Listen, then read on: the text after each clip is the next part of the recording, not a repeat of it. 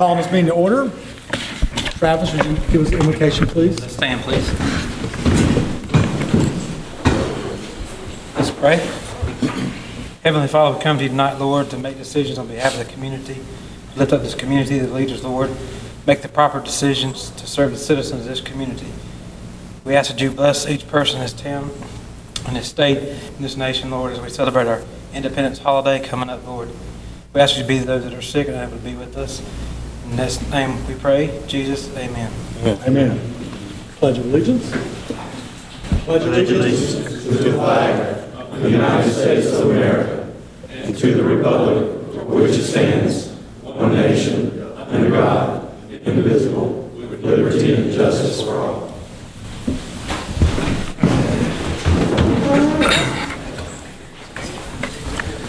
All right. We've got the agenda before us. Does anybody want to make any amendments to the agenda? If not, I can entertain a motion to approve the agenda. Move we approve the agenda as written. Second. I'm sorry, Mr. Mayor, I think we have some additions to the agenda, Councilman Ashley.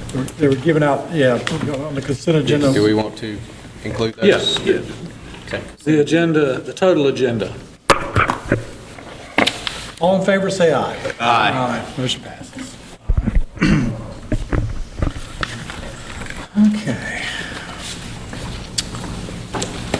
We're going to go into a public hearing here, and I'm going to need a motion to consider hearing the conditional use permit CUP 1403 Nitro Solar Farm. Mr. Mayor, I'll make a motion to reconsider the application by Nitro Solar Farm for a conditional use permit based on new evidence that the applicant believed he was unable to present and did not present at our last meeting in May. I'll second that motion. All in favor, say aye. Aye. All opposed? All right.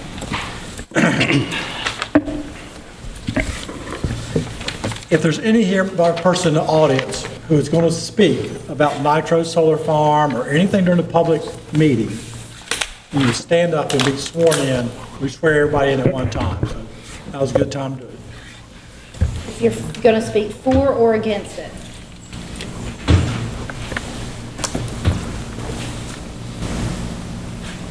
Please raise your right hand. Do you solemnly affirm to tell the truth, the whole truth, and nothing but the truth, so help you God? I do. At this time, I'm going to, I think we've already opened the public hearing, haven't we? Yeah. No, we made a motion to reconsider it. I need a motion to open a public hearing. I'll make a motion to open the public hearing. Second. All in favor, say aye. Aye. All opposed? All right. Paul, if you'll give us a summary, what's going on?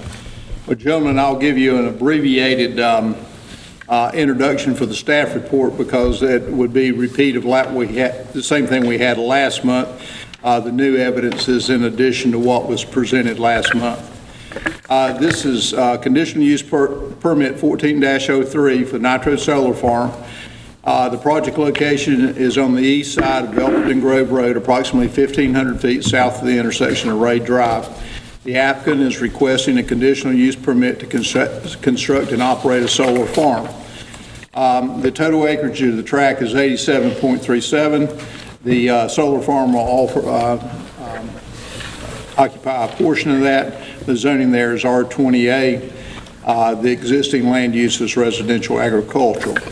The proposed use will be to build a fixed tilt photovoltaic solar farm with electrical power inverters, electrical transformers, and buried conduit. The proposed facility will tie into the Duke Energy power grid. There are no environmental considerations. The land use is the same as delineated last time. It is in compliance with the town's strategic growth plan, the Unified Development Code, and it's compatible with the surrounding land uses as noted in the staff report. It's in the Smithfield Fire District. This project should have no impact on schools or recreational opportunities. The access will be by private drive.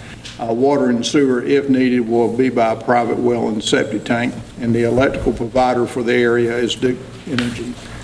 Planning Board recommended to approve this facility at its last meeting. and the town council is now asked to reconsider this particular conditional use permit with additional information to be submitted to you by the owner of the property and others tonight. I advise you that in your packet, you have your considerations that you have to go through. These are the same findings that you had at the last meeting. As you proceed with this, you will need to consider these all again and vote on each one individually. So I stand open for questions.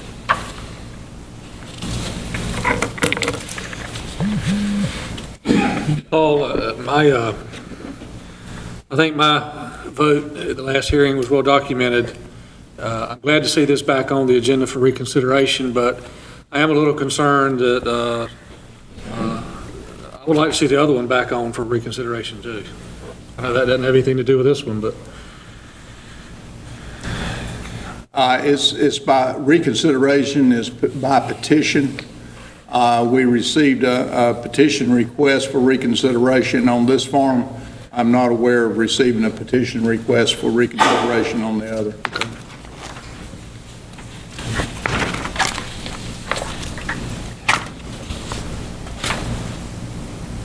All right. At this, if there's no more questions for Paul, I'm going to take comments from the people who have been sworn to testify.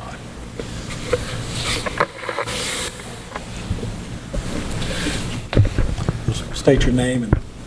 Ashley Spain. I reside at 1975 Yelverton Grove Road, Smithfield. This project is on my property.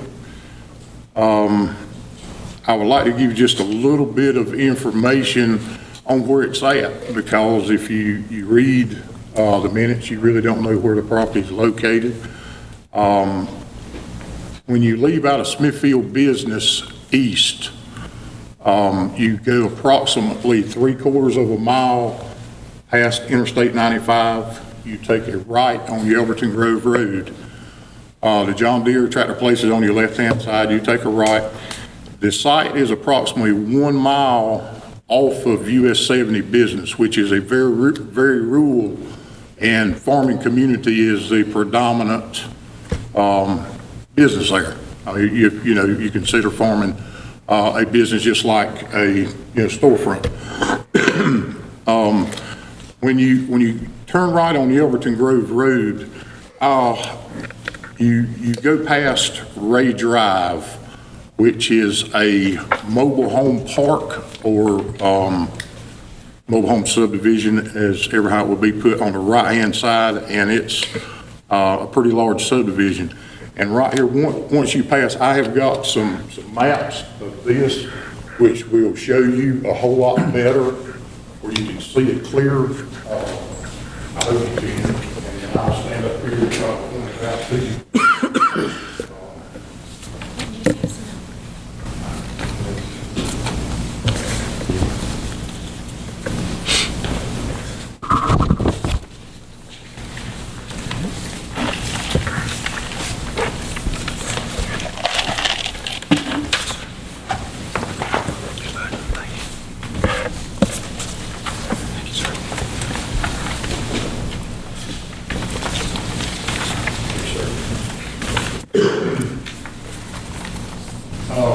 On the map,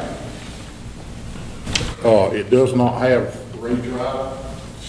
Here's Ray Drive, which is a mobile home development here. You come down approximately 1/4 mile past Ray Drive to the northernmost part of our property, which we actually own the residential unit on the northern part of the property, as you can see here. If you'll notice, the next piece of property is a piece of property that I sold to Mr. Aldous Spain. And then further down, the next residential property you get to on that side of the road also belongs to me.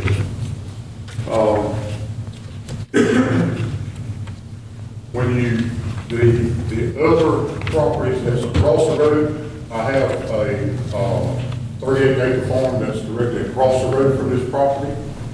We have one residential unit here, which I have a notarized signature from them and a statement saying they do not mind, they're on vacation, could not make it here tonight. I have that for y'all to view, and if you need to see that for the landowner. And then down here you have Miss Creature's residence. The solar farm itself is going to set approximately, in looking at the maps where I did off the Johnston County GIS, it's going to be approximately 1,000 feet to the front side of it, off of the paved road. And that's on both ends of the property. From here to here, it's going to set back off the road.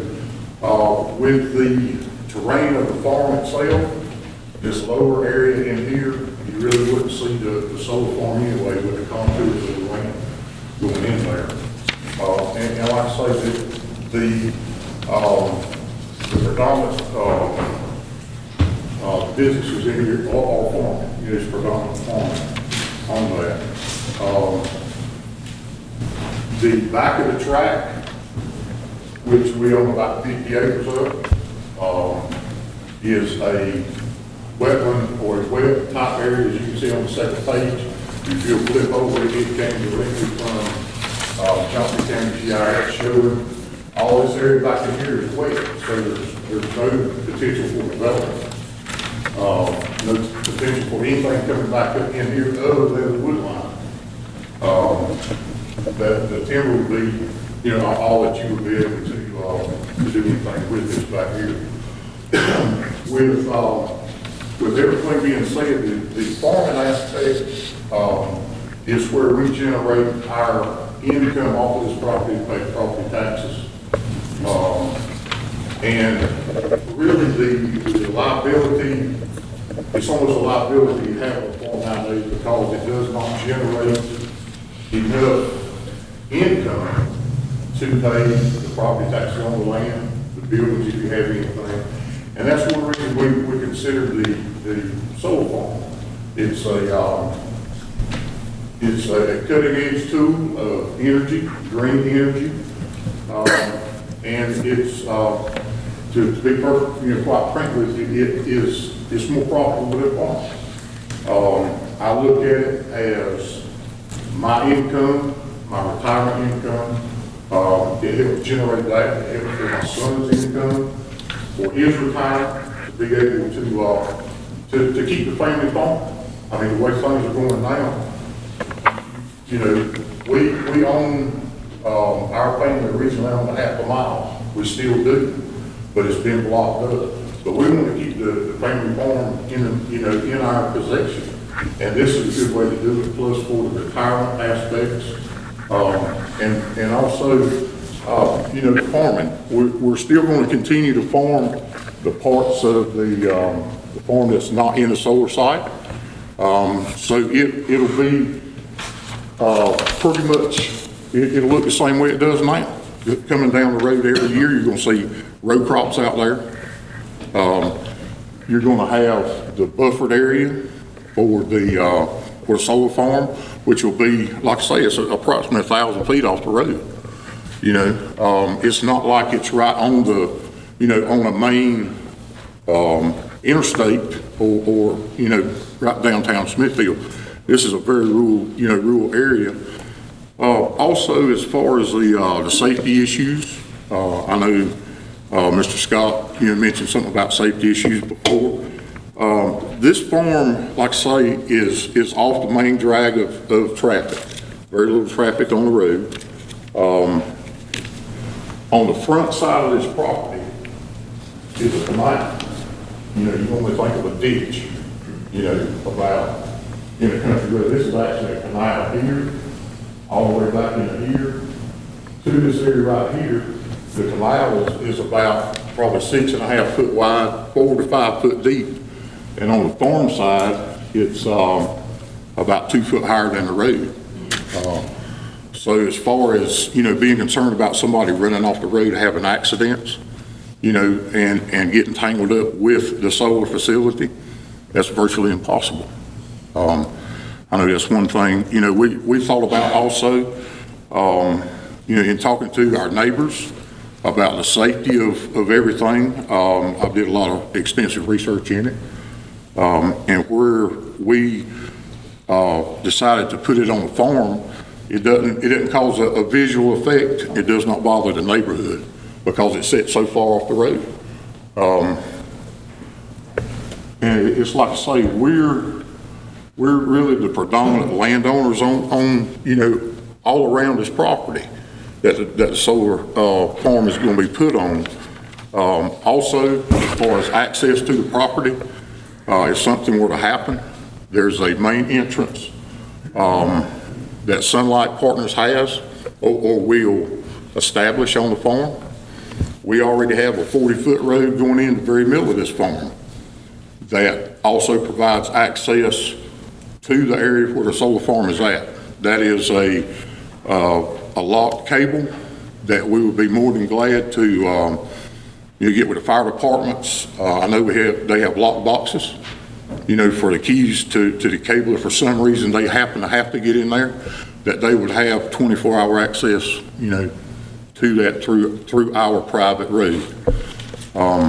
You never know, it could be a woods fire, you know, anything, but that is you know, like I say, that's a safety concern that we have tried to take care of. You know, we have looked at every possible thing that we can think of that may be an issue from safety, from our neighbors. We've tried to set it far enough back to where the visual aspects of the farm won't be seen. We have a 50-foot buffer that the solar panel company is actually, Sunlight Partners, is going to establish a 50-foot buffer in front of it. Well, you're 1,000 foot off the road, roughly. You've got a 50-foot buffer. The contours of the land, you never see it. We tried to address all the safety issues. In talking to the neighbors, I have some neighbors here that may want to speak for or against. I know Mr. Orville Spain owns the property that is directly in the middle of the tract itself. It's a 2.35 acre tract that he bought from me a few years ago. I have a notarized statement from him which says, and I'll read this to you. It says, the Smithfield Town Council, dear Town Council, my name is, and the name of the person is in there, and I live near the proposed solar site. My property is listed as number, and it's got the numbers on here to where you can tell which property I have on the, marked on the map you have, that tells the property owners. Okay, on the map attached. Okay, I've spoken with Ashley Spain, the property owner, and I have seen the plans for the property. I am in favor of the solar farm and have no issues with the project. The neighbors I have talked to, like I say, this is Mr. Orville Spain, which is here tonight. Mr. S.E. Powell, which is an adjoining landowner also, I didn't get a statement from him because I knew he was going to be here tonight, you know, to if so, talk to y'all, answer a question or whatever. That's the reason for that. On the front map itself, where it has Stallings on the side, which is a big open field, it'll be right here, the Stallings property. I also have a notarized statement from him, which says the same thing, you know, that he is in agreement with, you know, with having a solar farm there. He sees the opportunity and the benefit of having a solar farm. You don't know down the road what it may bring to the town, what it may bring, you know, for the town. We do know that up front, you're talking about a 4 to 6 month construction period. You're talking about hotel revenue, gas, food, lodging. You know, it's, although it's new technology, it's still right up front, benefits the town of Smithfield from the get-go. Because of, although it does not create permanent jobs, it does create jobs for the immediate future. And that's, you know, that's a given. If y'all give the okay for this permit, then everybody starts the process of looking for contractors, subcontractors to get this project started. Immediately, the town benefits, like I say, from people coming into the town, as well as contractors here in the county, if they're qualified to do the work. I know Mr. Colson said try to use local contractors. You know, there's a big benefit all the way around. Although it's new technology, nobody is 100% sure of anything. But everything starts from somewhere. And if the only way to know if this is a good thing is 50 years down the road. All the research that's been done, State College at this time is trying to get a facility in town to set it up. And like I say, I think all over this will be a good thing for Smithfield. And I thank you for your time, and if I could answer any questions, I'd be glad to. Mr. Penn, I got one quick question. Your notarized statement from your neighbor? Yes, sir. You, on your map, you've got Spain 1, Spain 2, Spain 3. Yes, sir. Which number was that? Spain 1 is our residence. Spain 2 is Mr. Orville Spain, which I have it here with me.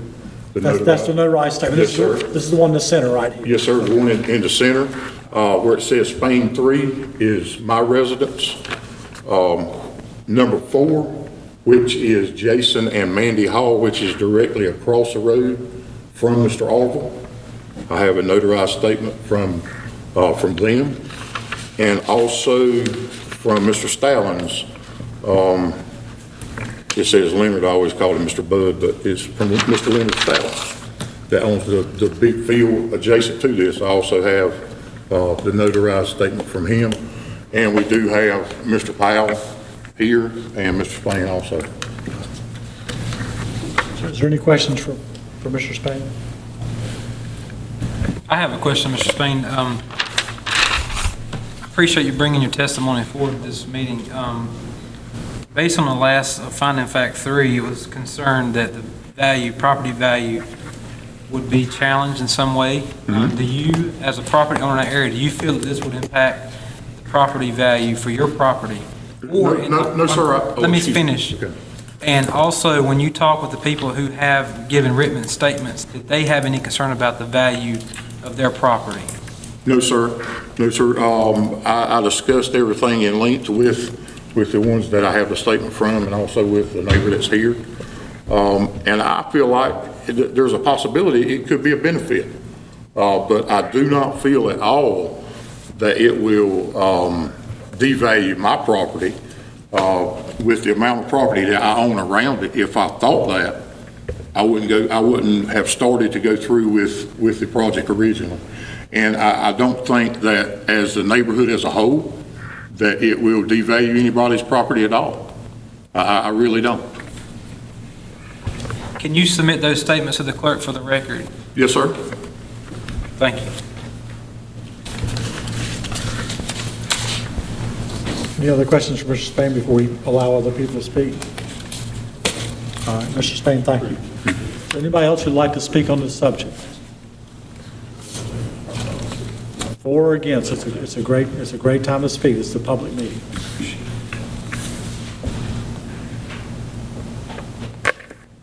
Mayor, I would move that we close the public hearing.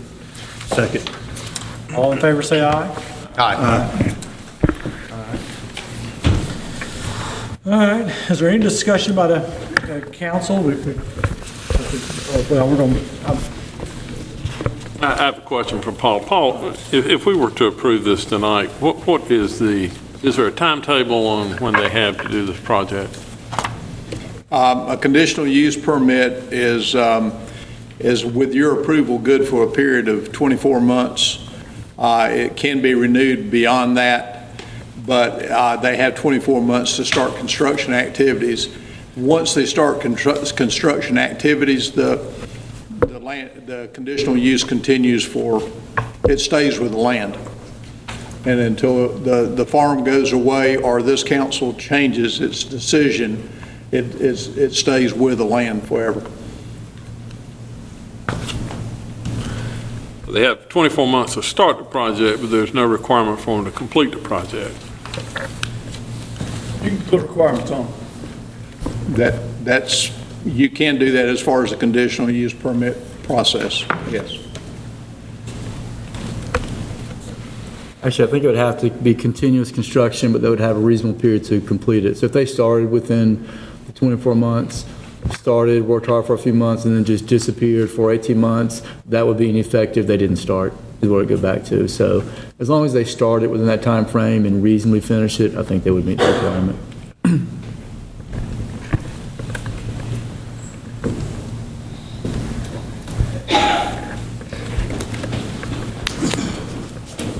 Any other questions for Mr. Embley? I don't have any questions, I just have a comment. My main concern at the last meeting was finding of fact number 3 about injuring the value of adjoining property owners, and I think I was mistaken or wasn't exactly sure of at least the property owner in parcel number 1, and that's actually your residence, is that correct?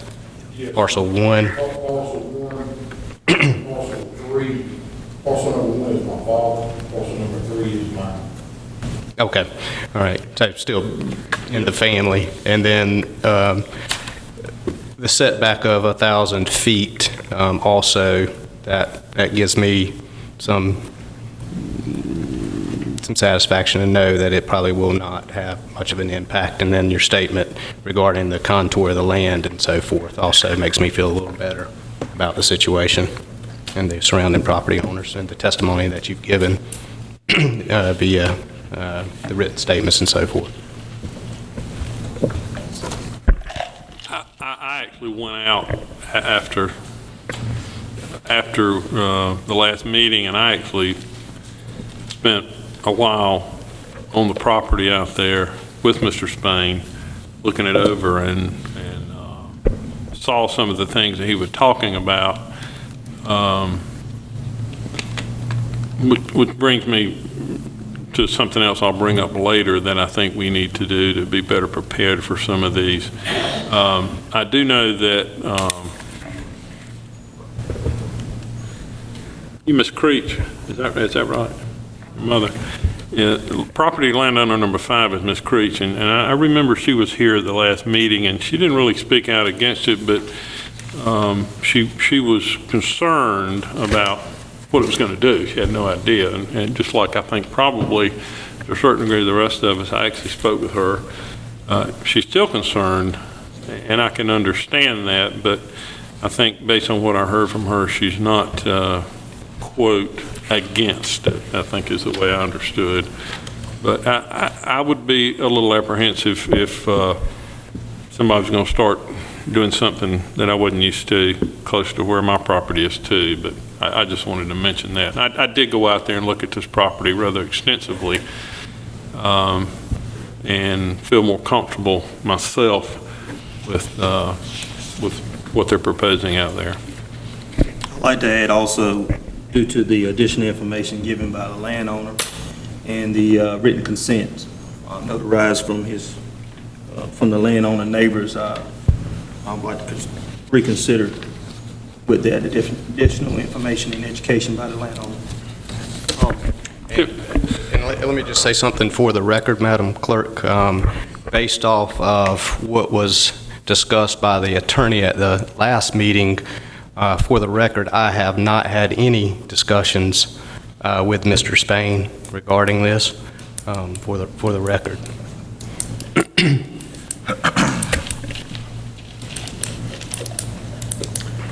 Any other statements from council? I would like to make a motion if that's appropriate. Let's hear it. I was going to go through the finding of facts one by one. You want to make a motion, do them all at once? I was going to make the motion that we approve findings of fact 1 through 4 collectively. Let's try that and see if it does. I got a motion. Is there a second on that? Second. All right, is there any discussion on that motion? For the record, every 1, 2, and 4 were approved at the last meeting. We're reconsidering 3 primarily. We're going to just redo them all with the new facts. So this will be a vote on all 4 issues. And you've got them in writing in front of you. You're familiar with them. I'm going to call for a vote in favor of approving all 4 issues with the new facts that you have on hand. So all in favor, say aye. Aye. All opposed? Motion carries. Mayor, I make a motion that we approve the conditional use permit. Second. All in favor, say aye. Aye. All opposed? All right. Thank you, Mr. Spain. Mr. Mayor, along with this conversation we're currently having, I spoke with someone on the planning board, and it's my understanding their meeting is scheduled the first Thursday of the month. Is that correct? That is correct. My thought on that is that they're making these decisions right after we meet for the month, and we don't get to see these proposals until we get this agenda package, which is usually a week or less. Why couldn't we start getting the minutes of those meetings shortly after they have that planning board meeting? Because what they're meeting about are the things that we are going to be facing several weeks down the road. Is it feasible for us to get minutes of those meetings like a week after? Some of them are pretty complex. It would be nice to get them a little earlier. Is that possible? Yeah, they just won't be approved. It'll be draft minutes, but that's not. Yeah, I think it's a good uncommon. idea. Yeah. Because some of them need some time to kind of research on. I think it would help me to give me a little more heads up on some of this stuff. And, you know, we're all busy, and sometimes we don't get our agenda till Tuesday or Wednesday, and don't necessarily take the time to have the time to look at some of this stuff like I would like to. All right, I don't think we need a motion on it, but Paul, if you'll send the draft minutes or abbreviated version of them to us, that'd be great. All right. Okay. At this time, we have a few moments for public comment. If anybody here would like to, I'm opening up the council meeting to the public for comments. Does anybody here like to speak? Yes, sir. Yes, ma'am. Let's let me go first.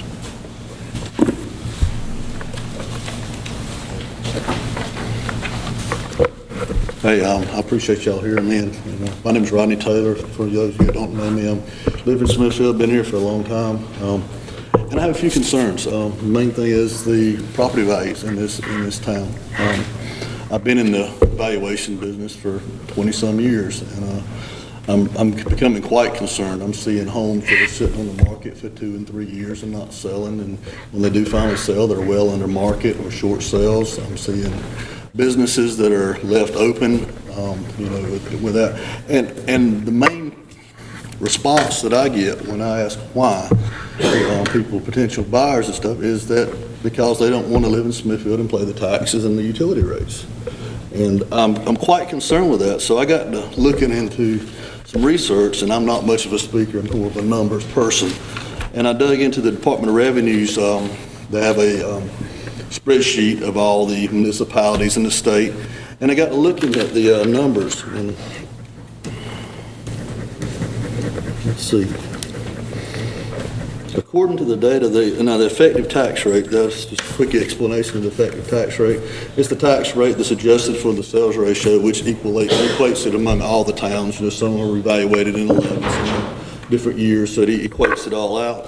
But according to my research, just the town's effective tax rate is 19.9% of the top. In other words, we're the top 20% of the 589 municipalities in the state.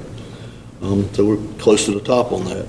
And then if you add in the county rate, it brings us all the way up to 13.8%, which is they're 86.2% of the municipalities in the state. The tax rates, effective tax rates, are lower than our city. When you add on top of that the electric rates, which I do want to talk more about that in a minute. I actually found an article. I think Mr. Sabison was interviewed, and it's part of his interview and part of the reporters. But kudos to Smithfield, by the way, because We're at, ironically, 17.76% above what the Duke and the West Smithfield people are paying. So we're paying, in Smithfield, we're paying that much more of a percentage. That's the second lowest in the 32 that are municipalities that are doing that. Second lowest. They go all the way to almost 50%, 40, 50%, some of them. But in any case, it's still significantly more. My concern with it is, the biggest part of it is that it's not applied to the entire citizens of Smithfield. It's only to the citizens that are under the Smithfield utility rate. It's not applied, but from my understanding, to the people in West Smithfield, which I don't think is a fair application if the money is being transferred, which is my understanding that is happening. The money is being transferred into the general fund, the excess funds. I think those two reasons alone are really hampering the growth of this town, and they're hampering the real estate values, and I'm quite concerned about it. The effects of that, I mean, if we have our tax base go down, the next reevaluation, what's 6 years away, is going to affect the revenues of the town. I mean, you have less percentage to, because the values are lower. All this commercial is sitting vacant, less revenue to the town. Let's see. I did look into the electric rate issue a little bit, and I found it odd. Leo Daughtry, the conservative Republican, and Beverly Perdue, a liberal Democrat, both agree that the towns should not be allowed to transfer the utility profits into the general fund. I think in 2011 there was some discussion on it. I'm not an attorney, I just had read a few articles on it. But in my understanding of the articles that I read is that the bill was the biggest opposition to it was if we cut away with that, we're going to have to raise the property tax rate to cover the expenses. At our position in town as being in the top 20% of the municipalities, I can really question why we would have to raise our public tax rate when all those other municipalities do not.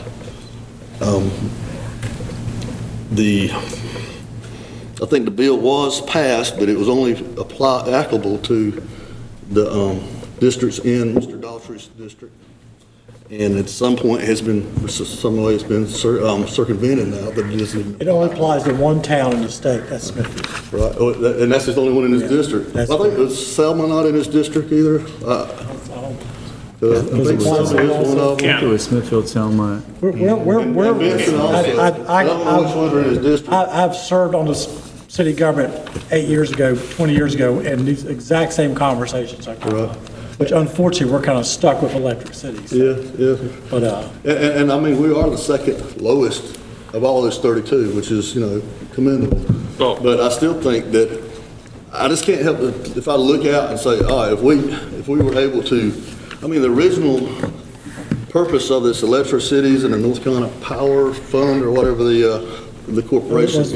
Was to raise funds, and I'm going to kind of cut you short a little bit, because we limit it in theory to 3 minutes. I'm going to let you run over and talk some, but is there any particular issue that we're familiar with the tax rates and electric rates, and we have a lot of conversations here on those issues, and I don't.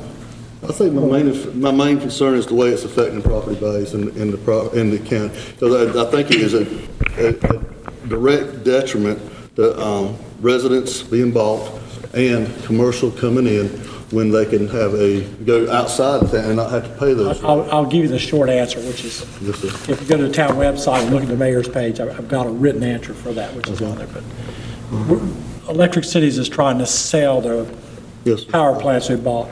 Hopefully, in less than 18 months, the town of Smithfield's rates will drop down. That's awesome. Exactly in line with, if everything works, which the people here in this room, we have very little control over. But that's my little prayer I say every night before I go to bed, is that will get resolved, and that electric issue I won't have to sit on the city council, which I have for a long period of time, and hear people complain about electric rates, which I don't blame them. We're 17 or 19% higher, and people resent that. Well, I just can't help, so if we were either revenue neutral, or, I mean, the original The original purpose of that was to have actually a potential having lower electric rates, and I understand 2011, those bonds were refunded instead of paid off, which caused the debt to go back up. But in any case, I can't help but wonder if we were actually lower, would we not attract business into this town, and would it not cause a growth in this town? Yeah, and Ronnie, I don't disagree with what you're saying as far as lower property tax rates and lower utility rates, but I guess just to play devil's advocate, because I have been in real estate business since '96, is during the if you quote unquote the boom time, our property tax rate was the exact same that it is today, Yes. and our electric rates are actually lower today than they were then. Right. So I just kind of throw that out. Yeah. All right. I really don't want to take the public I appreciate comment time and have a I long, appreciate the opportunity. because this would be a 3-hour debate if we let it run that long. So I'm I'm going going to to, express it, and I appreciate being heard. thank you. Thank you. Is there anybody else who'd like to speak? I believe this young lady back down here. Just step.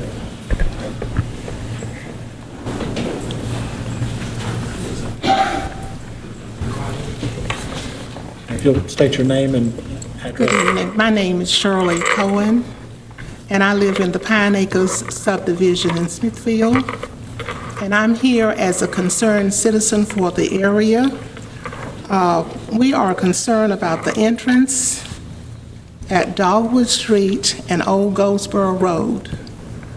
There was a lot of reconstruction and pipes and everything being done 2 years ago. Now, the street has been patched, but it has not been repaved such as to have the street and entrance area looking well. And I'm just concerned and want to ask the question as to if there are plans to pave Dogwood Street and to fix it so that it would look presentable as an entrance area. Lenny? Stand up, tell us what you got. I have to say, sir, as far as the construction phase, it's not done, it's not closed out yet. There's still some stuff they have to do there that I've been pushing for. Now, the actual entrance looks fine. It's Old Goldsboro Road that I see concerns about. I've got concerns with the planning director I'm talking to him with. Actually, coming in off of 70 Highway, I don't see any problems coming into the subdivision. There was no construction there whatsoever. It was all kind of generally just on Old Goldsboro Road. When you come into the area, if you would actually come out there and see it, the road has been patched, the street has been patched. It's not paved, and it doesn't look nice. And we are concerned about our property in that area. I've been out there since 1981, and we were told that we were going to have curving and a lot of things that were supposed to take place, but it has not happened. And so we are just concerned as to someone coming out and looking at the area and evaluate it and see what can be improved. Thank you. Lenny, would you have time to meet out there, and you've seen it, but meet with some of the neighbors? And I'd be more than glad to meet with her. I'll give her a business card. I'll meet with her tomorrow if she'd like. All right, thank you. Is there any other comments from the public? All right, well, this time I'm going to close it with public comment time. We've got a consent agenda, which we've added some items to it, and I need a motion and a second to approve it. I'll make a motion that we approve the consent agenda with the additional items. Second. All in favor, say aye. Aye. All right. Business items. Item number 1, ordinance amendment. So, stopping on the left side of the curb.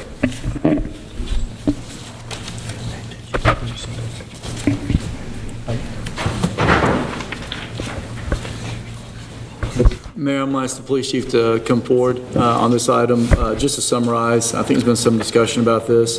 This is a request basically to make the ordinance or amend the ordinance that's present in our code, 10-157, amend it so that there can be no parking as opposed to just stopping, but no parking of any vehicle basically on the left side of the curb. And that basically means parking in the opposite direction in which the lane of traffic flows. Right now, you're able to do that. The code section actually has been brought forth in discussion. It's probably a little confusing. It says shall stop. What that means is, I think, somewhat debatable.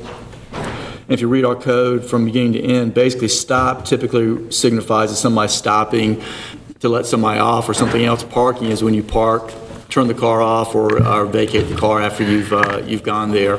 So there's some debate about whether you can, whether it's prohibited to stop in even a business district, and then the question of what is a business district.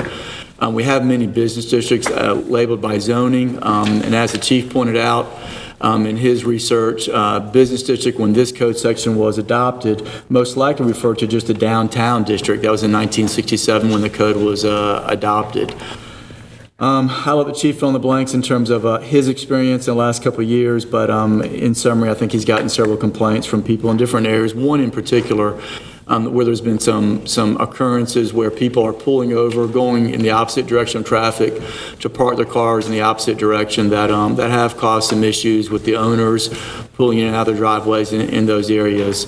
And I think part of the factor is that back in the 60s and 70s, a lot of these streets that were residential in nature, there wasn't much traffic. It was easy to park on the other side without really thinking twice about it. But now you look at like 1st, 2nd, 3rd, 4th, and 5th streets, and you park on the opposite side, and those streets are pretty busy. And you go over into some of the other districts, like one that's come up is in around the DSS on the north side of Market Street. It can be pretty busy. There's a few isolated areas where there's been some problems, and that's where at least one of the complaints came from. But Chief, if you can help us with some more background on your experience with some of the issues on the parking. Sure. Thank you. The manager is correct. The ordinance that you currently have on the books here in Smithfield was enacted in 1967. At that time, the only real business district in 1967 was the downtown. It's my understanding there was about 3 different tobacco warehouses down there, and that was the hot point of the town. In fact, your zoning ordinances did not come into being until 1968, a year later, where you designated 3 different business districts in your UDO. So it's obvious that this particular ordinance saying the business district is specific to the downtown area as it's currently written, and as it was written in 1967. I've received several complaints. The most recent and what brought this to light was in the 700 block of Hancock. In the 700 block of Hancock, that is a street that intersects with 301 or Brightleaf Boulevard. The resident there, whose house is nearest to 301, has experienced considerable difficulty with traffic coming off of 301 onto Hancock Street. Across the street from her is a parking lot of the Department of Social Services building, which creates a lot of traffic, people pulling onto Hancock to access the Social Services building. So what's occurring is parking in that area is a prime commodity. That parking lot is often full, and when people come in to seek services, they're pulling in off of 301 or Brightleaf Boulevard, and the parking that is available to them is on what would be the south side of the road. So as they come off, they're traveling in the wrong lane of travel, parking the wrong direction, facing traffic on Hancock Street. This is creating a problem for the resident who lives there when she tries to back out of her property. She has a problem with traffic coming off 301. It's a 35-mile-an-hour zone there, turning off into a 25, so they're probably coming off about 20 miles an hour, and she can't get out of her driveway safely because we have traffic going in the wrong lane of travel. Now, if we can catch people going in the wrong lane of travel, it's a simple issue for us as far as writing a citation. Citation is about $213 to catch someone driving in the wrong lane of travel, but we just don't have the resources to sit there and write people for that or to enforce that unless we happen on it. A quick fix to that is just to make it so that people can't park on that side of the street facing travel. Then they no longer can pull over left center, both when they park and when they exit to get back into the oncoming lane of travel. It's an issue, it's a traffic safety issue, and it's one I felt I need to bring forward. Other alternatives, if you choose to, if you want to address just that problem in that area, we can eliminate parking in the 700 block, but I would also recommend you eliminate parking in the 600 block, so the traffic can't go by this property and just park a half a block down, which is as it would turn out be the 600 block. If you eliminate parking up there through no parking signs, we can enforce that, and that would help resolve that problem. But it doesn't do anything for the rest of the city, which I think you're going to see increased problems, which we already are. When I first came here, I recognized the issue. You drive around town, you'd find 5 or 6 vehicles parked. Today I drove around, within a half hour, found over 35 cars parked the wrong way. We are a town which may not be, unfortunately, increasing in population, the residential population, but our traffic continues to increase. We see more and more traffic on through streets all over Smithfield. If you look at the report I gave you in the back, you'll see that our traffic accidents are already up about 35 traffic accidents more this time this year than last year. And yet we've written over 500 more speeding citations this year than last year. So we're doing the enforcement end. We just have more traffic involved in accidents. Sloppy driving begets sloppy driving, and frankly, it's sloppy driving to be on the wrong side of the road. That's my 2 cents. So we can, I would leave it up to the council's discretion on how to deal with this problem. We can do nothing and leave it alone. We can amend the ordinance, as I've said here. You can leave the ordinance alone and put up no parking signs up near her property to try to help deal with her property, if you like. Those are some of the solutions that I would recommend. Charles, you want to say something? Yes. Yes, Mayor. I'd like to propose addressing the immediate issue on Hancock Street by adding additional no parking signs in front of the residents of the complainant. And There's one resident. excuse me? It was one resident. One residence, yes. We're gonna make a decision based on one resident. And if we've been to talk to the business that's gonna, the assessor, whoever, we had conversation with them, and see how it's gonna affect cutting out parking on the street there. It's gonna be a burden on them. Well, I've actually spoken to them, to the director out there at the DSS today, and advised her of the complaint of that parking on that street. Assuming that it was the employees, but according to the police chief, it's not. It's more not so the employees, it's the customers that come into the receive services. And she was willing to work with us in addressing that to her employees to park on the right side in the flow of traffic. And also seek any recommendations from the town that could assist her on the additional parking when they have overflow there at the DSS. And she was full aware of the complaints that's around her surrounding areas. One complaint. Correct. So are you making a motion not to change all this amendment, just to put one parking sign up, no parking in front of a specific house? When I went there today and to view this, I had concerns and I went by there to look. There's only one no parking sign there on Hancock, right in front of the residence of 702. I do believe, and the police chief can verify, I think the complaint's coming from either 706 or 708. And I feel that an additional no parking sign there would assist in eliminating the parking, left side curb parking on that side directly in front of that residence. Correct me if I'm wrong, Chief. No, that is accurate. There is a no parking sign up there, which doesn't make a lot of sense to me. It really doesn't indicate anything but no parking in front of that particular sign. So I have to wonder if there was another sign somewhere before that's been knocked down and not been put back up, or something happened to it. So at one time, there may have been no parking in that block. But as it stands right now, there's just one sign that really is somewhat meaningless. In addition, I spoke with the planner, town planner, and he said there's normally 2 signs within close distance when they place those no parking. So evidently, there may have been one there, but obviously it may got torn down or something, but he said they normally have 2 signs there. Wouldn't there be something in the records if we put a no parking area there already?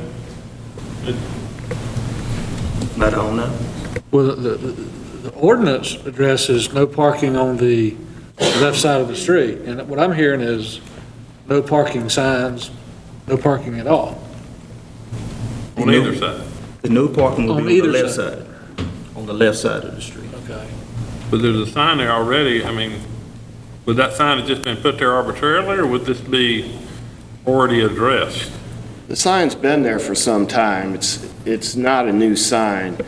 My guess is there was another sign that went with it at some point, but without having some idea of going back in the record to see when those would have been put up, I don't know how you would query that information and find it.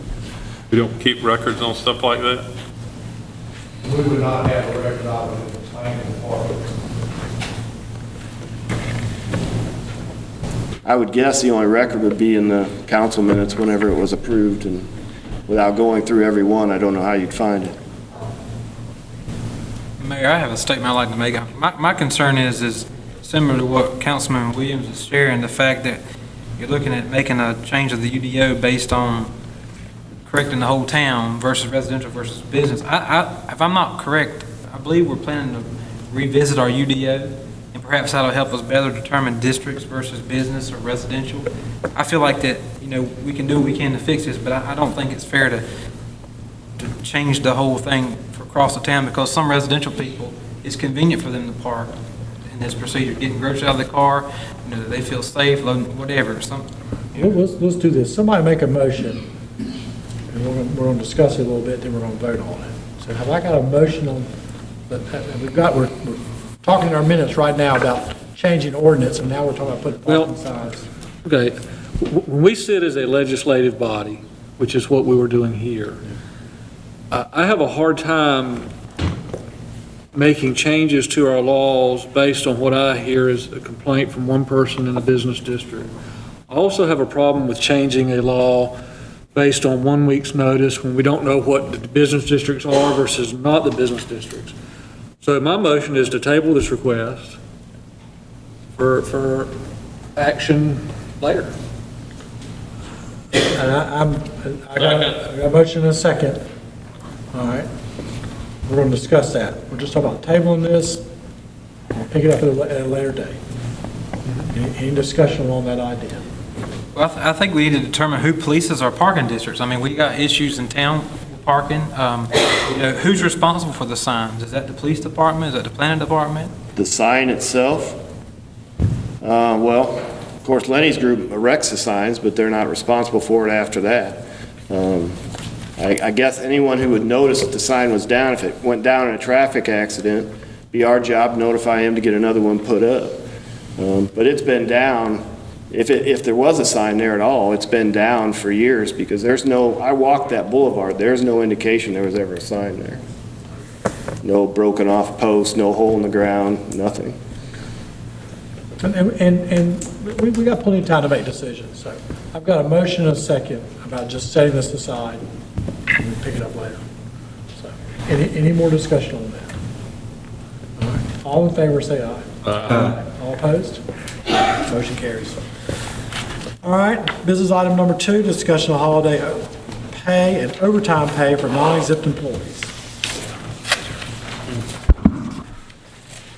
Mayor, in your packet on page 109, you got information. As you know, there was an issue that was brought forward at the last meeting in June, brought forward by certain members of the utility department, really concerning 2 areas. One was pay on holidays, and one was what they called, or is referred to generally as continuous service pay. Continuous service pay, just so we're using the same term consistently, that's when there might be a call at the end of a shift, like at 4, 4:30, 5 o'clock, depending on when the shift's over, that requires a crew to stay and work after the normal end of the day period. So they might work an extra 1 to 3 or 4 hours to fix a problem. Typically the problem is somewhat of an emergency that can't wait until the next day. So the question was basically, there was a request by members, staff in that department or departments in the utility side to receive actual overtime pay, which is primarily time and a half when they work either on a holiday and/or for that continuous service timeframes. Basically, right now, they are not paid on the holiday except for the straight time. I want to make sure everybody understands that. The employees are getting paid. They work a holiday, they're getting paid for a holiday. If they work the regular straight time on that holiday, they're just paid for the regular hours. Several jurisdictions, as our research has revealed, actually do pay time and a half. Not all, but some pay time and a half, really more as an inconvenience factor. So for instance, if it's a Memorial Monday, we have a holiday on Monday and the rest of the week is a full week, Tuesday, Wednesday, Thursday, and Friday.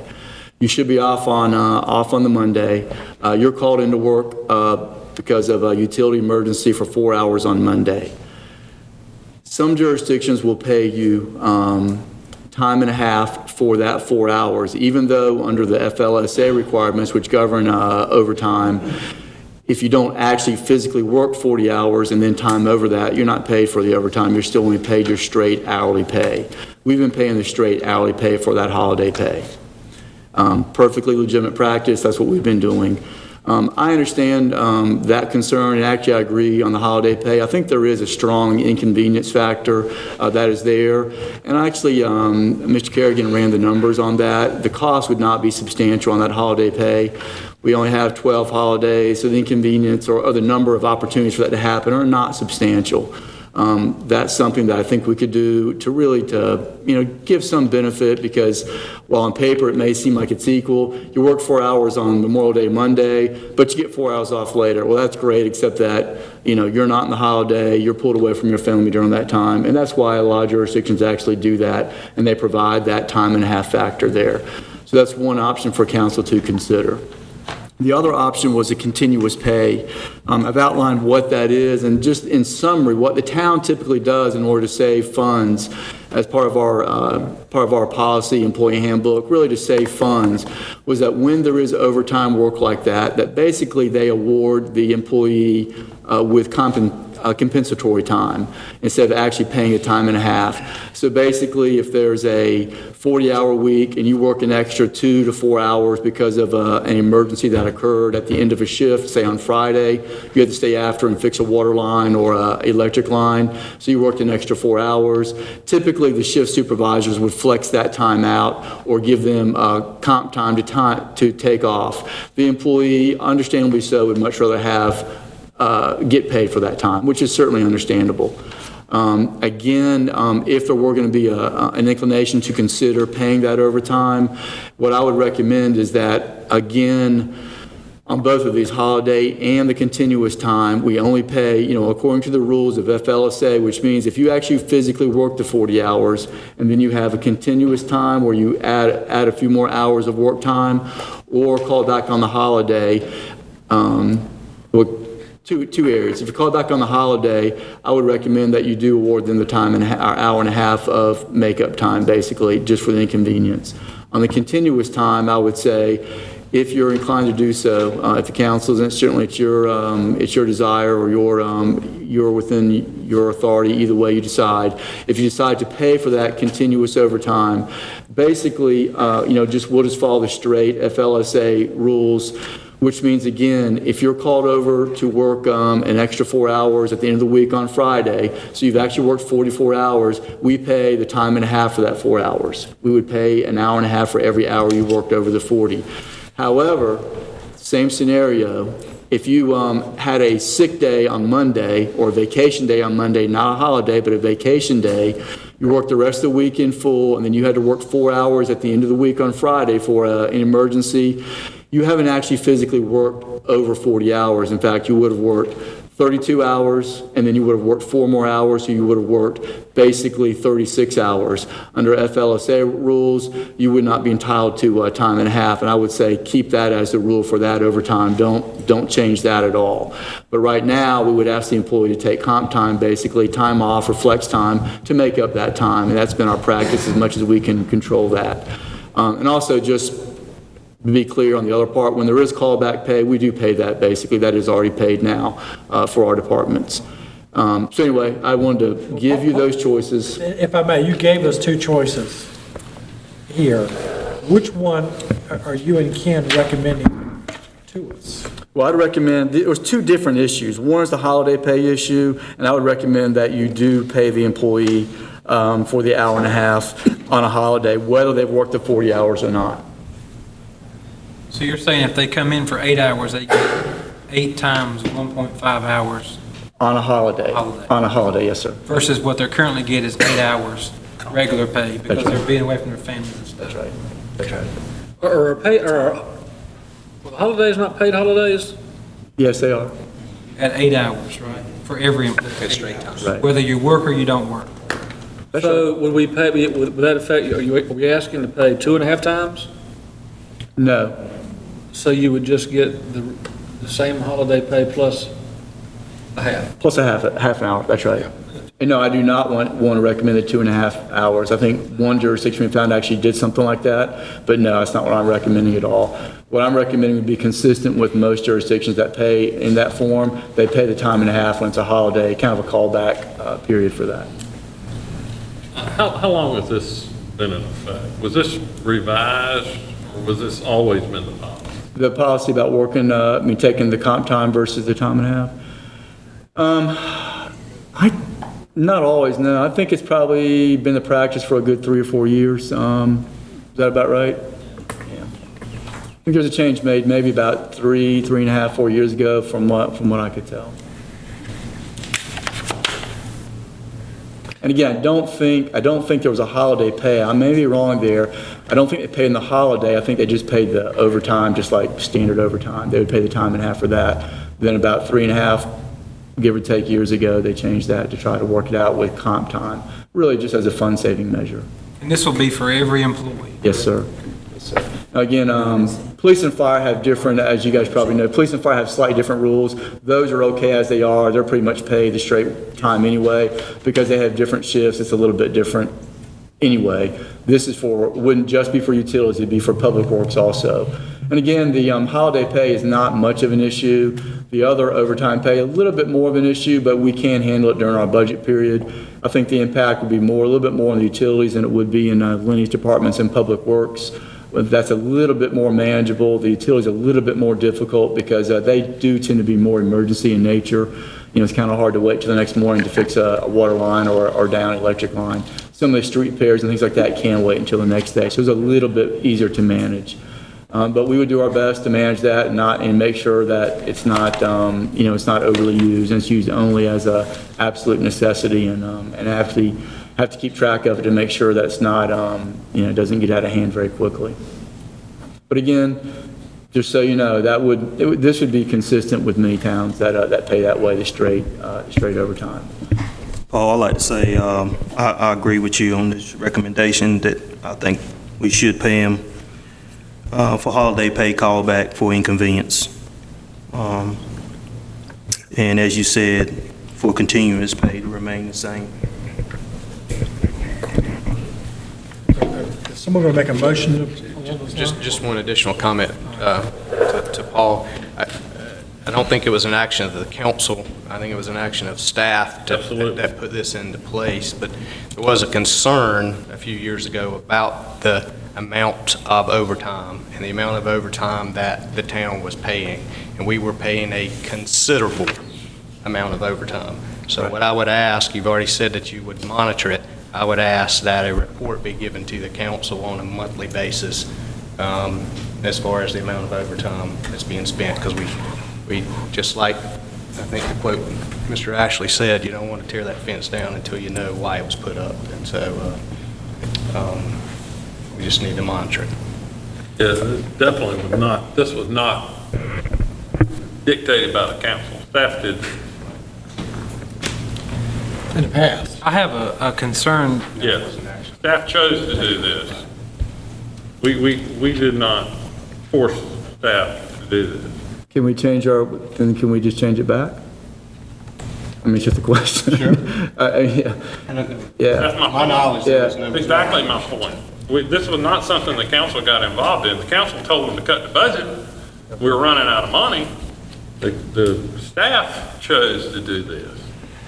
So if we got plenty of money, which I'm not sure we do, but I want to be clear that Councilman Moore is right. town council did not dictate that we change that policy. Okay. Now, if y'all want us to get involved in changing the policy now, obviously, I would be like Councilman Williams, I would say we need to pay these guys. Yeah, We've always been paying these guys. Well, not exactly. I mean, I'm not sure what the conversation was. All I know is that apparently there was direction from the council to reduce the overtime pay, and that was the result. I don't know exactly what the vote of the discussion was. Well, I wasn't here at the time. Well, that's really irrelevant. But I know We need to move forward and do with it. any staff, once you started a holiday overtime thing, the classic problem is, it's 4 o'clock in the afternoon, right before the holiday starts, and they go, oh, well, we left these things to be undone. We'll come back tomorrow and work on them because they're getting double or whatever time. And I think the city council should. I don't buy that. If that's the case, then you need to get rid of his supervisor. Well, that's correct. I don't. They just. But. I'm not trying to speak to them, but I go back to what I said. This was not a council issue. Council may have told them to cut something or to trim something, but council didn't tell them to do this. And you know, this when these guys came and spoke a couple months ago, I didn't know that because we weren't involved in it. You know, it's a staff problem. Staff created the problem. Well, we've got a chance to make a decision tonight. I'd like to say something, Mayor, if you don't mind, if Councilman Harris is finished.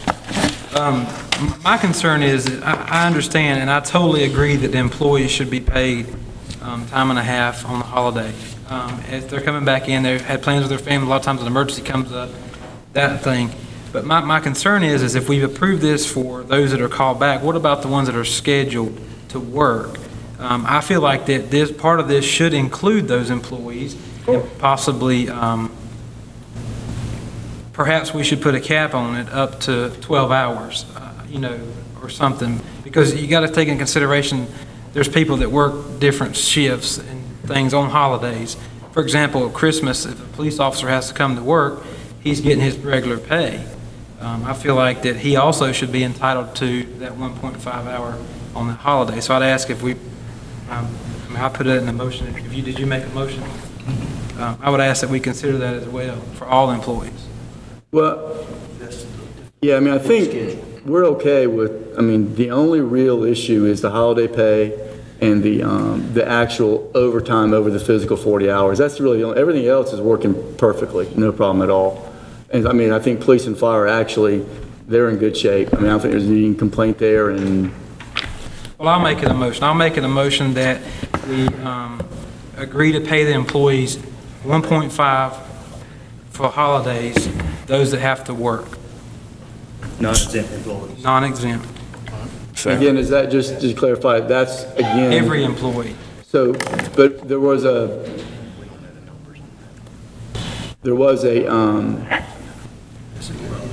again, if they've taken a sick or vacation day later in that same week where there's a holiday. Well, that's their choice, then obviously it wouldn't.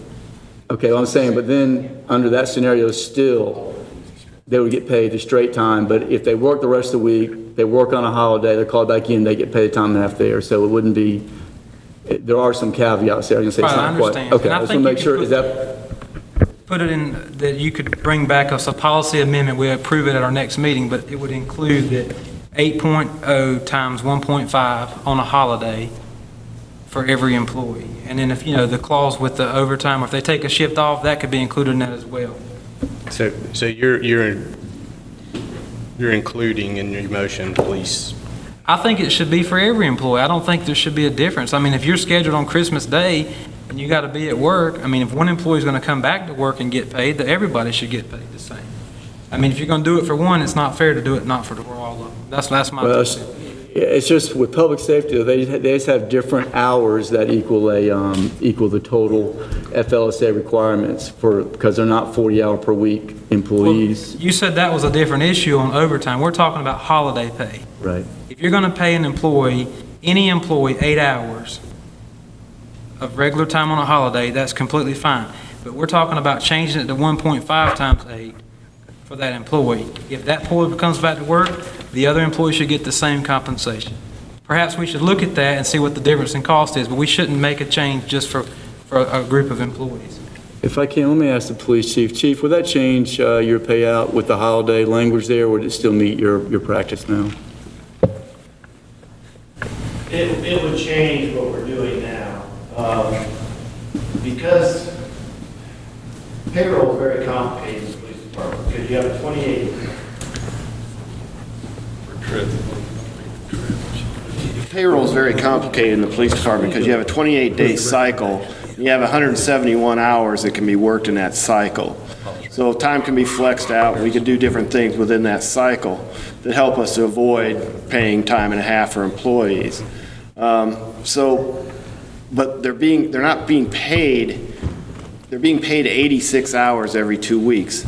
They may work less than 86 hours, and they may work more than 86 hours, but so they get paid the same every single paycheck. They get paid 86 hours.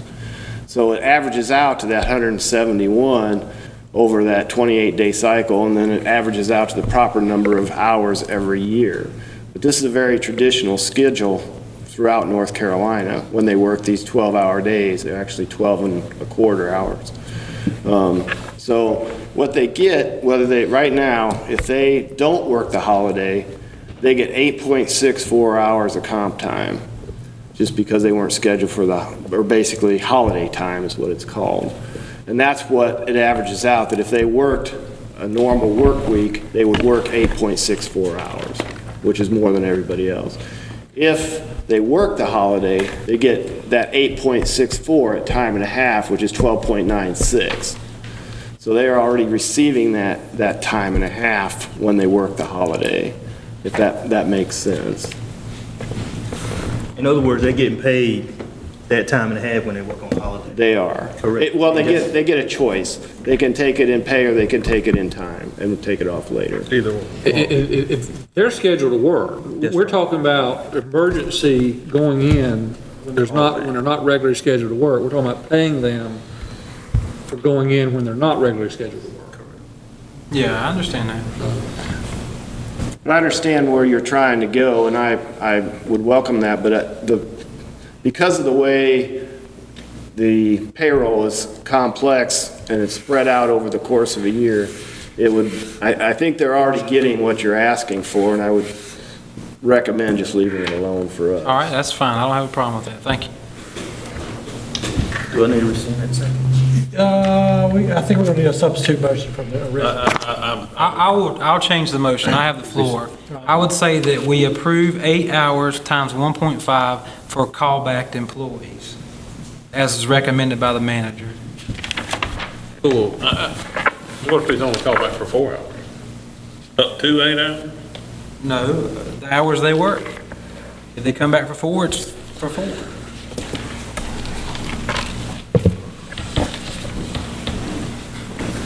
Why don't we just move to approve the recommendation as set forth in our packet? That's probably the easiest thing.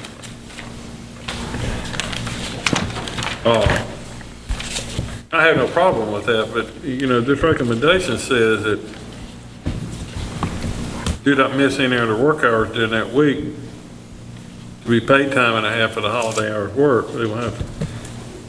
What if they're involved in an accident? They're not going to get paid for coming in on a holiday extra? Now, when you say an accident, you mean like on another day? What if they get killed, if they come in on Monday and work a holiday, get 8 hours, and they're driving home that night and they get killed in a car wreck, are we going to pay them time and a half for Monday?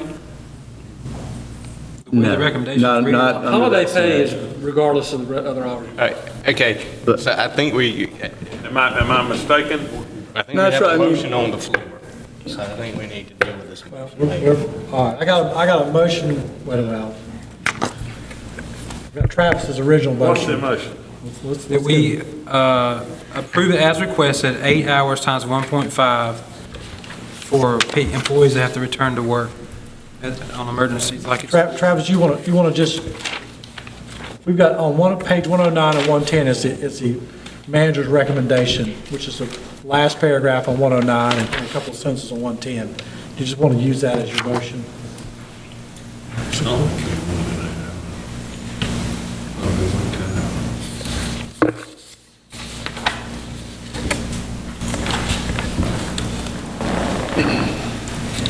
Travis? Yeah, that's fine. Okay. All right, because I want to get the wording right, so let's go with that. So the motion is to approve the action requested. That is correct. Second. Call the question, please. Oh, no, we get to have some conversation. Any more conversation on that? All right, now I'll call it. All in favor say aye. Aye. All opposed? Motion passes. And the second issue is whether the town would pay them money as opposed to comp time. That's correct. That's correct. Which is, the second action request is addressing some of the issues from the first one too. So do I have a, I make a motion to accept the request, action requested by the town manager. second on that? I'll second the motion. All right, now let's discuss it.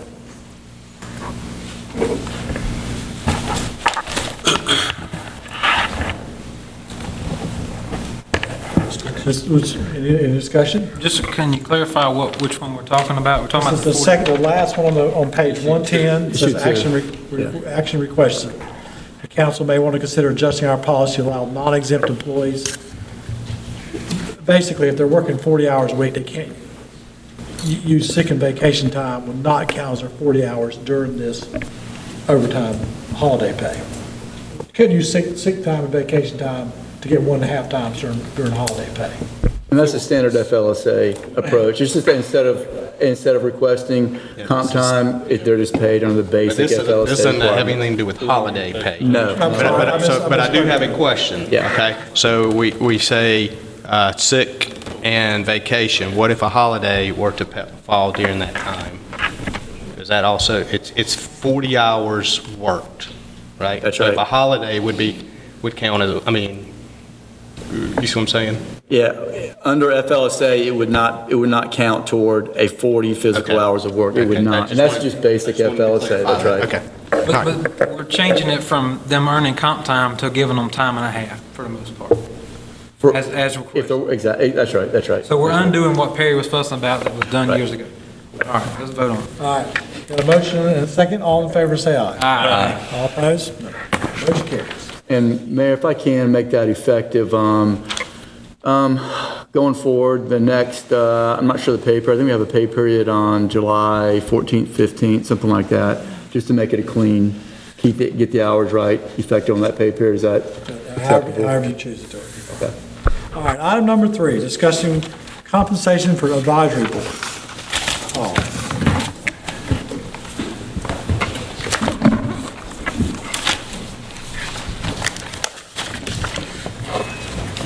Mayor, during the budget workshops, there was some discussion about the compensation of our advisory boards, primarily the planning board.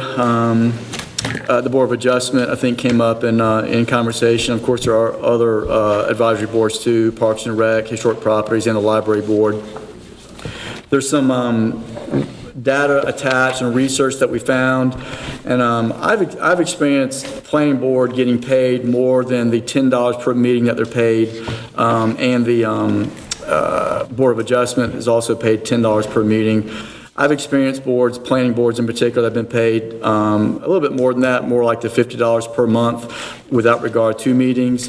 So we researched to find out, and surprisingly, at least to me, very few jurisdictions actually pay their planning board anything, which really surprised me actually a good bit. Even large cities, many of them did not. Although, we couldn't research, there wasn't a good survey of all towns in North Carolina about what they pay or don't pay. I know that many do. I have seen it. Our $10 per meeting per member for the Board of Adjustment and $10 per meeting for the Planning Board is therefore consistent with the state practice. I would ask you just to consider, if you're so inclined, to increase the Planning Board by a little bit anyway, up to $25 to even $50 per month for their service, but just to make it for the planning board per month, not per meeting. And if you want to advise or increase the advisory board, you could increase that to perhaps instead of $10 to maybe $20 to $30 per meeting. Again, that one would be per meeting instead of per month. that's because the Board of Adjustment actually meets very infrequently, and so basically it makes a little bit more sense to pay them per meeting. But according to your notes, other towns are not paying anything. That's right, they are not. We already are doing that, so I just said if you want to be consistent, that would be a policy you could consider. And that Based was- on your study, what would it cost the town to implement the policy you're recommending? On the, let's see. While he's talking about it, I don't vote, but I typically like to copy what my neighbors are doing around me. And if nobody's paying anything, I know the $10 probably just covers your cost of gas, but I don't know if I want to start adding on more money to it. Why is this on the agenda? We talked, Somebody during come the, and during ask? the plan, one of the planning sessions, we discussed about pay and asked them to look into it. It'd be about $3,000 in addition to what we're paying now for the planning board. At one time, you had trouble getting people to go to one of these meetings, which is a problem. Is it still, you have trouble getting people to go to planning, and when the economy is thriving and the planning board doesn't meet, or the Board of Adjustment doesn't meet, it's not good. We may be facing that Thursday night, matter of fact. Doesn't look like we're going to get a quorum for the planning board. Well, this is a holiday week. Well, if this was Thursday night, you probably wouldn't. All right, I'm gonna speed this meeting up. We all know the facts. Other towns aren't giving any money. We're giving $10. What somebody want to do? Like it is? He recommended that maybe a larger stipend, but do it per month. We're currently paying them $10 per month, right? That's right. Per meeting, Per meeting or per month? per meeting. Per meeting. So if they have 2 meetings a month, it's going to be $20 anyway to cover their gas and stuff. Right. It's the same thing, they only got one meeting a month. Well, Why don't we ask the planning board to discuss it? Okay. Give us their thoughts. I agree. I make a motion that we ask the planning board to discuss this and share with us their thoughts. And just table this discussion. All right, I got a motion, second? Second. Table. All right, all in favor, say aye. Aye. Motion passed. All right, discussion regarding amending the employee cell phone policy. Mayor, again, this came up as part of the budget discussion. Looking at we had a range of cell phone amounts that were paid, and we've budgeted this year, just to get through the year, basically the highest amount, which was the $125 per month for department heads level with a requirement for a smartphone. And we budgeted 6 months at that cost, and then the last 6 months of the year at $50 per month. Anticipating that a change might occur and trying to give those with those contracts with phones time to make a change to their cell phone contract phone. So what you've got here is basically just a review of the cell phone policy, and want to just have you consider and direct staff. I think really the only issue might be, do you want to have that max stipend reduced from $125 down to $50 per month? I'm looking at page 133. Is that your consolidated recommendation to us? Have we looked at the possibility of Smithfield providing phones to the people at least we're providing smartphones to? And I understand all the arguments, we've talked about them for 2 years, about the stipends taxable, therefore when you consider the net benefit, you got to pay them more than it costs. What if the town of Smithfield could probably get most of us have cell phones at $40, $50 a month? Couldn't the town get on a plan where you get, I don't know how many we need, 8 or 10 phones? Remember, we went down this road. When Eric Williams was here, this was one of his things another one of his things he wanted to spend money on. And we went through this process. We were told by staff that that wouldn't work. That the needs of the planning department and the needs of the utility department and the needs of the water department had different needs. So they needed, at that time, they may have needed Nextel, two-way communications, and we were basically told that that wouldn't work. So they went out and got their own plans, and they were all different plans, and I don't know that I ever really knew what those plans were. Exempt employees or supervisors had smartphones, and some people had regular phones, and then some people were getting not even enough to pay for a regular phone, but they were getting whatever it was, $15 a month. But that was talked about a number of years ago. And I don't know what those issues are now. We don't have all the departments head here, but you're right. It doesn't cost you $125 a month to have a phone. So I think there was also a situation where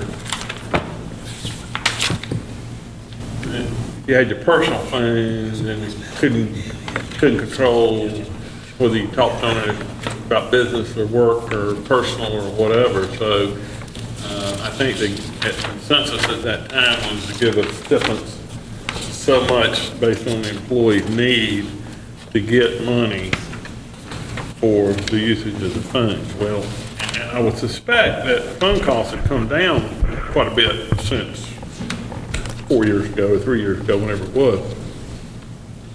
But I don't know the answer to. But didn't the town used to provide phones? Yes. And I think long before I was on the council, they turned them in because it was, your phone, text messages and everything on the phone was discoverable, and it was a public record, and they didn't. And if you turn to page 124, the notes are a little confusing. But what Paul is recommending is on page 124, stipend rating, $15, $25, and $50. Based on my calculations, this is exactly as we talked about at the budget session, and this is a cost savings of approximately $13,000 for the citizens by adopting this policy. I'd make a motion that we approve it as submitted by the manager. Effective when? September 3rd? Effective immediately. Well, I would say we've budgeted for the present rate to continue because obviously some can't get out of a contract immediately, but try to give some time, but the budget will cover that. So I would ask to make it effective 6 months into the budget year, which would be, I guess, January 1. Let's make it January 1. That'll give them time to get rid of their phones. Are you okay with that? All right, what's your motion? I would make a motion that we approve it as the manager has submitted, with the allowance. Beginning 6 months. 6 months, all right. As is budgeted. Yes, sir. Why wait 6? They need to get rid of their contracts for some people. Do what? So some of them have contracts, and they think they're going to need time to get out of them. Well, some of these contracts are 2-year contracts. Well, we're just saying whether it's a 1 year, 6 months, or 2 years, they have to, that's all they're going to get. If they want to keep a contract and can't get out, then they have to pay the difference. They would just get the lesser stipend, at that January timeframe. I'll make a second to that motion. Second. Any further discussion? I do. Here again, we've got 3 tiers. And I haven't seen the 3 tiers, but I bet the 3 tiers sort of track the level of pay. And what we're doing is we're taking level 1 and changing their stipend to $15, which will not pay for them a phone. And if I was a level 1 employee, I might say, well, I don't even want a phone. You're going to require me to have a phone and then not even pay me for the phone? If we're going to require an employee to have a phone, we need to pay for it. And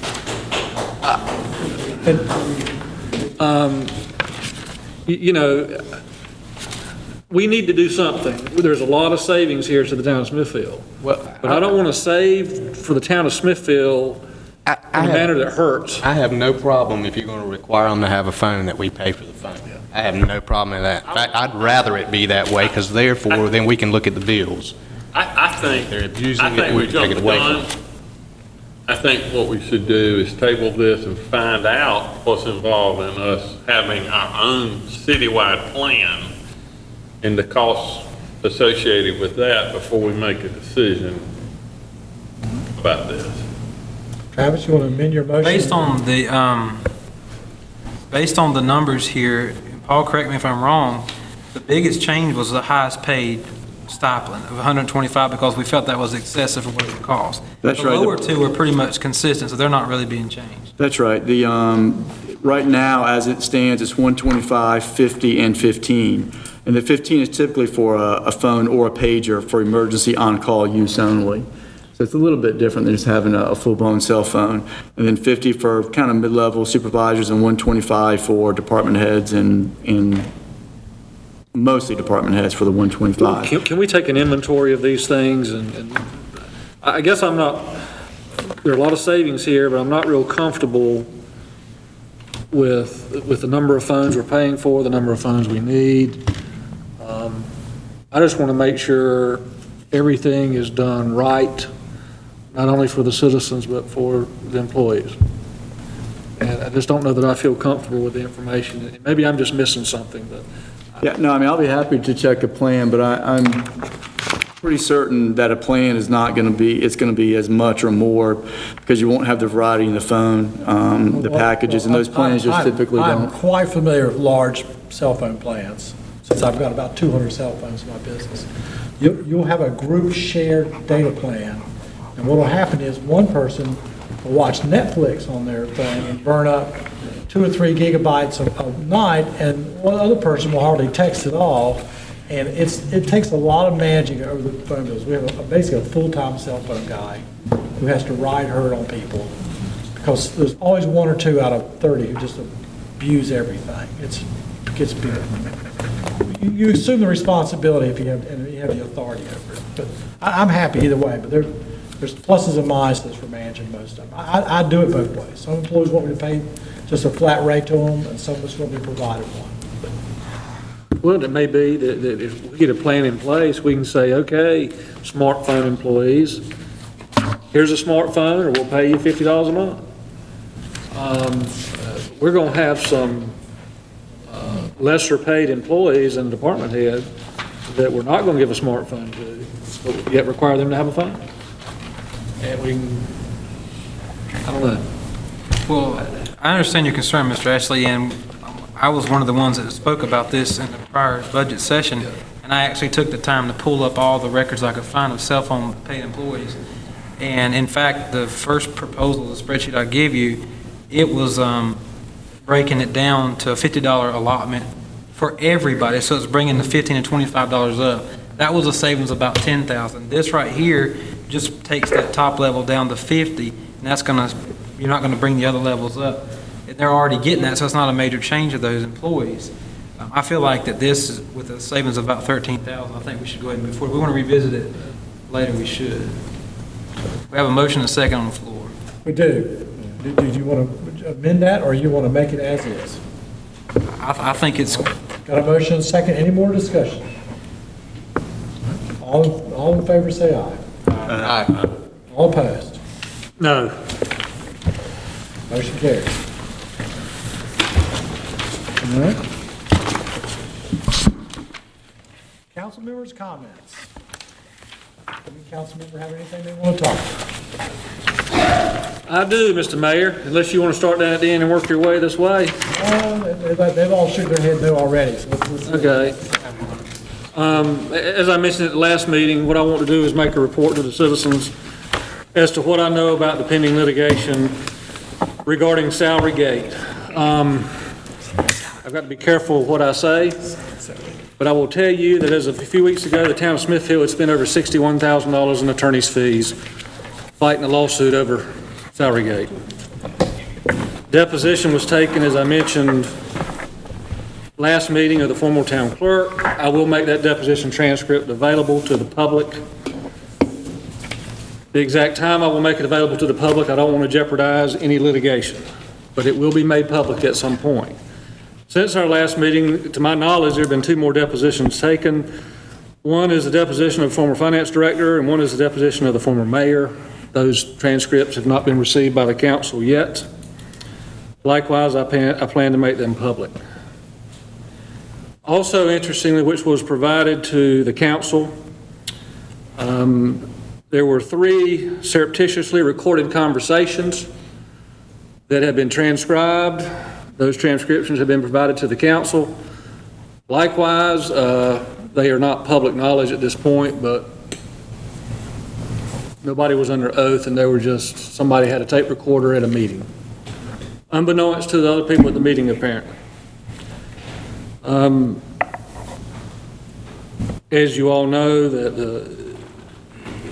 the real issue and the real money was not the pay raises. The real issue and the real money came in the vacation payouts and alleged comp time payouts, which were substantial. And in my public request to the town, the response I got was that exempt employees are no records of comp time.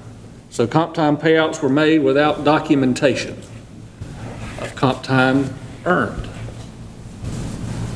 It is my hope, and the reason I want to make these comments every month, I sat out there where you were as a citizen, not happy. As a citizen and a taxpayer, not been happy that we're still talking about this.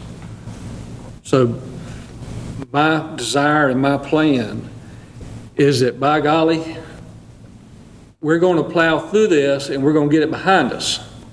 But we got to plow through it to get it behind us, and it's time to plow through it. And that's why I want to make these comments to y'all. It needs to be behind us, but we just got to put the good, the bad, and the ugly out there in order to get it behind us. That was my comment, Mr. Mayor. Very forceful.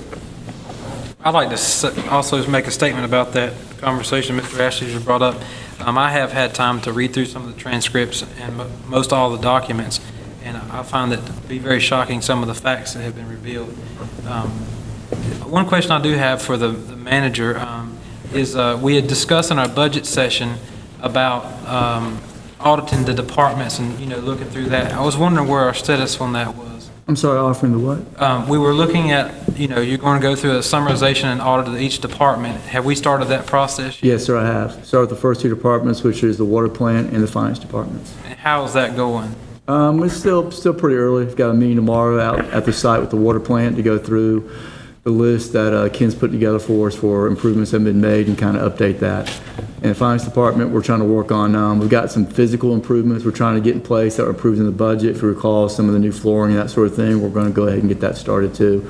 Today's the first year of the new budget year, so we're going to go ahead and try to get a good start on that. My goal is to have at least preliminary evaluations done in the next 3 to 4 months for each department. Again, that may just be a start, but at least a preliminary evaluation with those departments to get some input and feedback from the council. And I'll produce those as I finish one and start another one.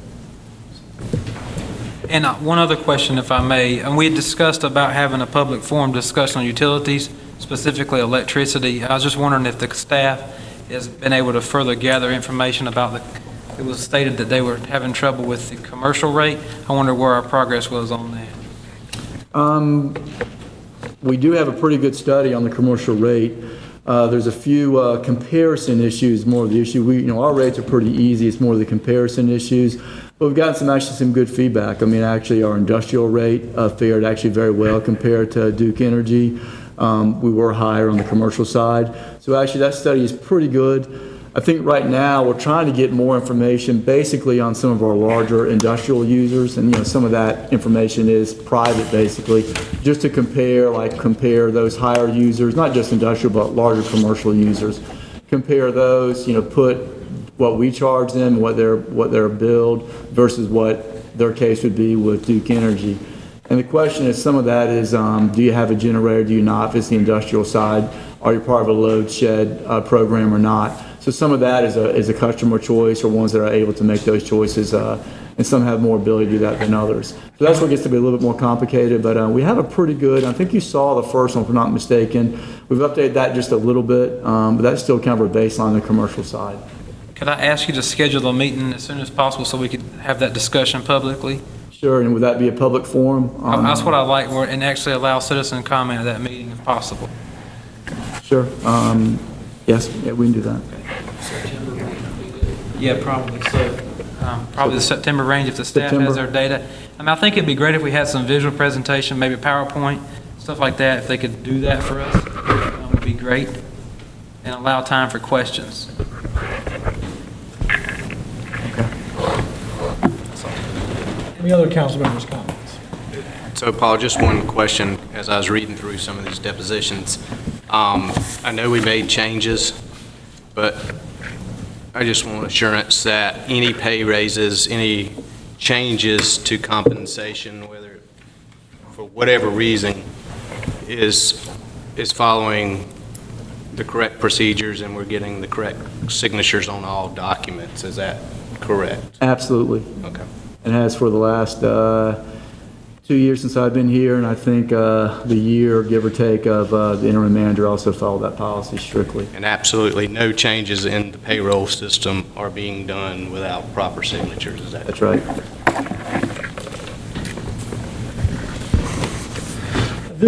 Yes, sir, Perry.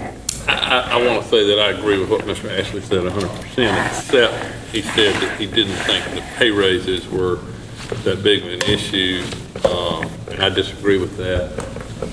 They weren't the big dollars, is what they were a big issue, but the bulk of the money that's cost these gentlemen back here while they have to come fight to get paid for the days they work is for the sins of others. But anyway. All right. We've got a closed session for the end of this meeting, and it's going to be a nice short one, so. Mr. Mayor, I'll make a motion that we go into closed session pursuant to North Carolina General Statute 143-318.11, Section A3. Do I have a second to that motion? Second. All in favor, say aye. All in favor, say aye. Aye. Terry Harris, all in favor, say aye. All right, thank you. All right. We just, when you come out.